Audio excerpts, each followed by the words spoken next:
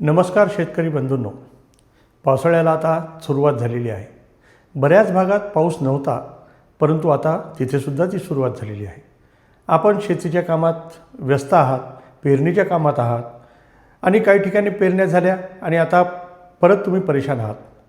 परंतु यामुळे आपल्या जनावरांच्या आरोग्याकडे आपलं दुर्लक्ष होतं आहे का? कारण पावसाळ्यामध्ये पाऊस जसा येतो तसा बऱ्याच आजारांना तो घेऊन येतो आणि विशेषतः पोटाचे आजार पावसाळ्यात जास्त संभवतात। या आजाराचे प्रमुख कारण म्हणजे खाद्यातील अचानक बदल। संपूर्ण उन्हाळ्यात या पशुला कोरडा चारा मिळतो। तो जिथे चरायला जातो तिथं सगळीकडे कोरडाच चारा असतो आणि 1-2 पाऊस झाले की सगळीकडे त्याचं आवडतं हिरवं गवत उगवायला सुरुवात होते आणि हे त्याचं आवडतं गवत पशु आवडीनं खातो। हे गवत खात असताना बऱ्याच वेळा या गवतावर काही आळ्या, किडे असे काही असू शकतात आणि हे पशुच्या खाद्यात येतात। यामुळे देखील पशुला पोटाचे आजार संभवतात। ज्यावेळेस पशुचे पोट दुखते त्यावेळेस तो मागच्या पायाने त्या पोटावर पाय मारायचा प्रयत्न करतो आणि त्याला उठायलासुद्धा शक्य नसते।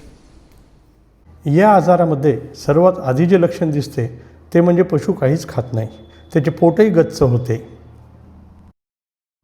पशुचे पोट गच्च होते आणि पशु पोट असं आखडायला सुरुवात करते। त्याचे संडाससुद्धा घट्ट होते। अपचनामुळे पशुला संडास देखील लागते। तो पातळ संडास करायला लागतो आणि अशक्त देखील होतो। पोटाच्या आजारामध्ये पशु काही खाद्य खात नाही, त्याचे पोट दुखते, त्याला संडास लागते, बऱ्याच वेळेस त्याचे पोट फुगते, असे विकार आपल्याला आढळतात।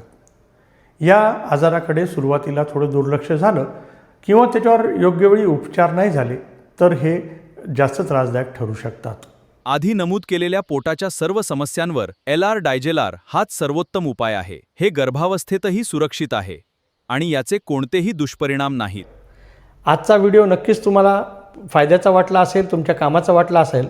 असेच तुमच्या कामाचे व्हिडिओज तुम्हाला जर पाहायचे असतील तर आमच्या चॅनलशी जोडलेले राहा, आमच्या चॅनलला सबस्क्राईब करा।